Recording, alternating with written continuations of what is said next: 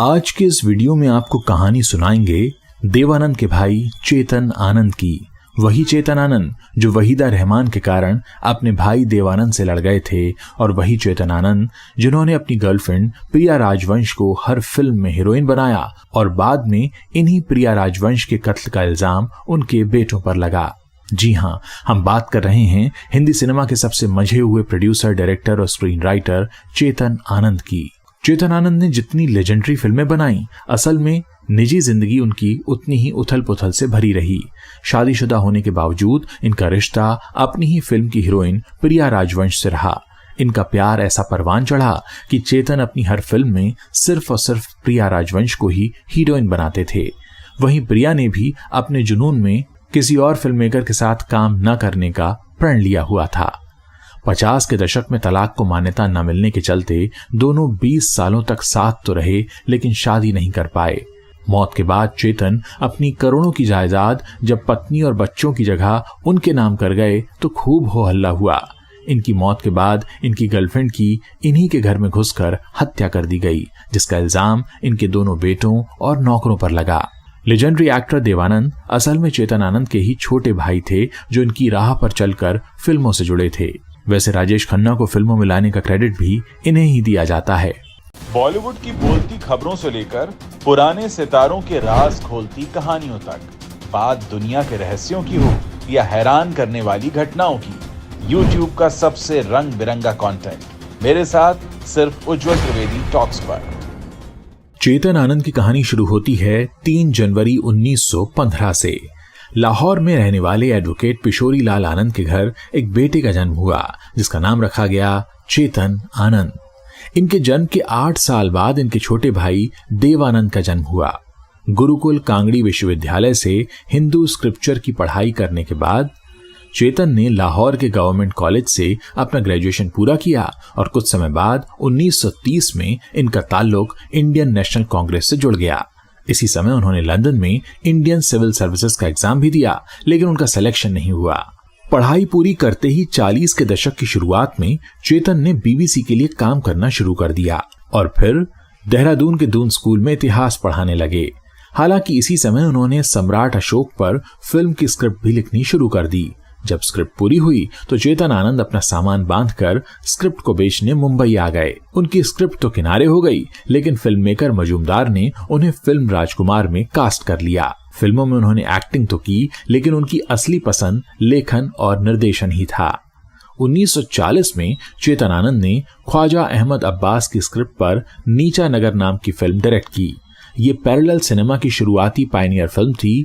इसे Cannes film festival में भेजा गया और इसने वहां पर बेस्ट फिल्म का ग्रैंड प्री अवार्ड, जिसे अब गोल्डन पाम अवार्ड कहा जाता है, वो भी जीत लिया। असल में ऐसा अवार्ड पाने वाली ये पहली भारतीय फिल्म है। अपनी पहली ही फिल्म की कामयाबी से चेतन आनंद इंडस्ट्री के सबसे बेहतरीन डायरेक्टर्स में गिने जाने लगे। 1943 में चेतन आनंद ने बंगाली क्रिश्चियन उमा चैटर्जी से शादी कर ली। उनके पिता Gyanesh Chand Chatterjee government law college Lahore के प्रिंसिपल थे। इस शादी से इस कपल को 2 बच्चे केतन और विवेक हुए। कुछ ही समय बाद दोनों में तल्खियां बढ़ने लगीं और उमा चैटर्जी का रिश्ता इब्राहिम अलकाजी से शुरू हो गया। उस समय तलाक लेना पाप समझा जाता था। ऐसे में दोनों दुनिया वालों की नजरों में शादीशुदा तो रहे, लेकिन दोनों के बीच कोई रिश्ता नहीं रहा। 50 के दशक में चेतन आनंद ने अपने छोटे भाई देवानंद के साथ मिलकर प्रोडक्शन हाउस नवकेतन प्रोडक्शन की शुरुआत की और 1950 में अफसर नाम की फिल्म बनाई। देवानंद हीरो बन गए और चेतन आनंद डायरेक्टर। ये फिल्म काफी सफल साबित हुई और आगे कामयाब फिल्मों का सिलसिला टैक्सी ड्राइवर जो 1954 में आई, आंधियां जो 1952 में आई, उससे चलता रहा। एक किस्सा ऐसा भी है जब वहीदा रहमान के चलते चेतन आनंद का झगड़ा अपने भाई देवानंद से हो गया। चेतन और देवानंद मिलकर अपने प्रोडक्शन हाउस नवकेतन के लिए फिल्म गाइड बना रहे थे। इस फिल्म में देवानंद ने वहीदा रहमान को रोजी बनाने का फैसला किया, जबकि डायरेक्टर और बड़े भाई चेतन आनंद उनके इस फैसले से खुश नहीं थे।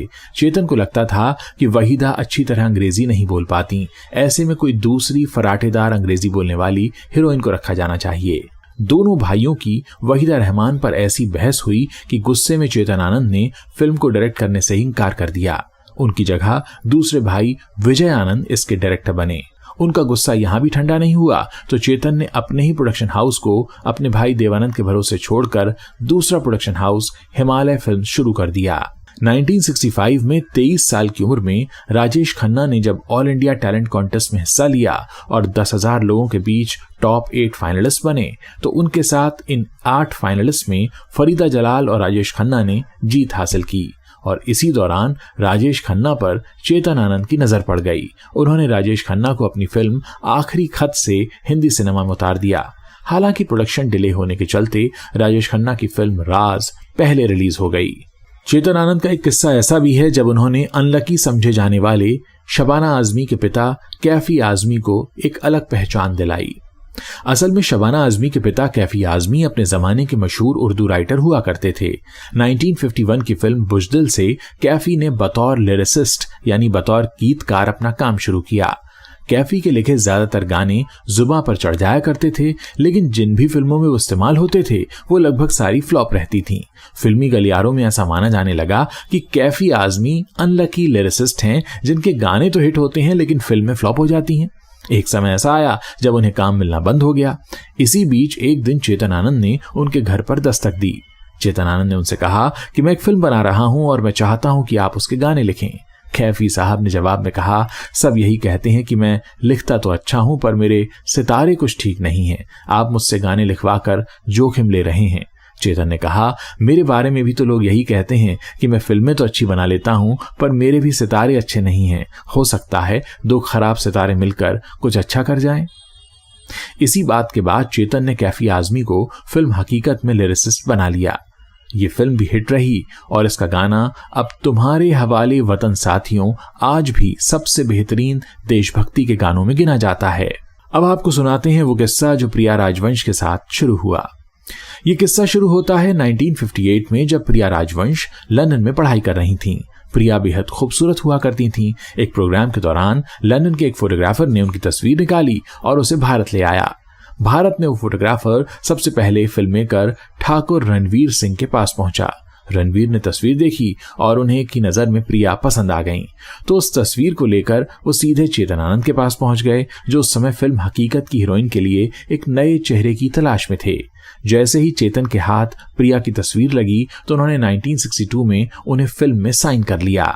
फिल्म हकीकत की शूटिंग करते हुए प्रिया राजवंश और चेतन आनंद एक दूसरे को चाहने लगे और प्यार ऐसा परवान चढ़ा कि दोनों ने यह रिश्ता जिंदगी भर जारी रखा। इसके बावजूद कि दोनों की उम्र में 21 सालों का लंबा फासला था।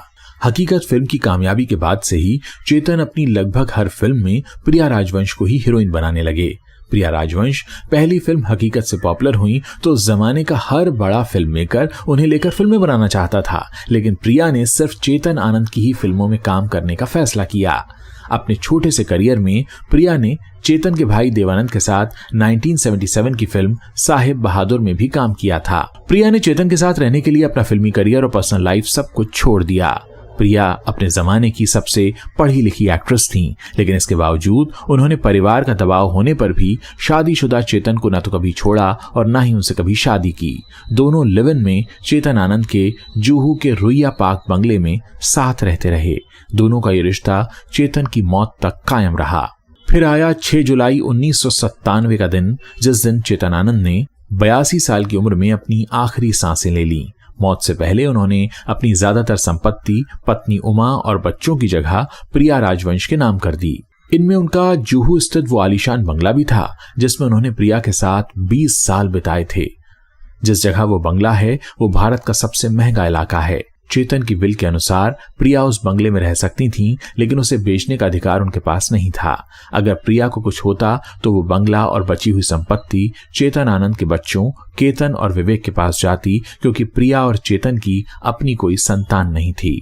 चेतन आनंद की मौत के 3 साल बाद 27 मार्च साल 2000 को प्रिया राजवंश का शव उनके जुहू स्थित बंगले में मिला, जहां उन दिनों चेतन के बेटे विवेक और केतन भी रह रहे थे। जांच में प्रिया के कमरे में एक लेटर मिला जिसमें उन्होंने दोनों बेटों से हत्या के डर का जिक्र किया था। जांच में दोनों बेटों और नौकरों माला चौधरी और अशोक चिन्ना स्वामी को दोषी माना गया। चारों को साल 2002 में उम्र कैद की सजा सुनाई गई। हालांकि चंद महीनों बाद ही बेल पर वो रिहा हो गए। 2011 में चेतन आनंद ने केस में दोबारा सुनवाई की मांग की थी, जिसके बाद उन्हें सभी आरोपों से मुक्त कर दिया गया है। तो कुछ ऐसी है चेतन आनंद और प्रिया राजवंश की कहानी। अगर आगे भी आप इस तरह के वीडियोस देखना चाहते हैं तो इस चैनल को सब्सक्राइब कर सकते हैं।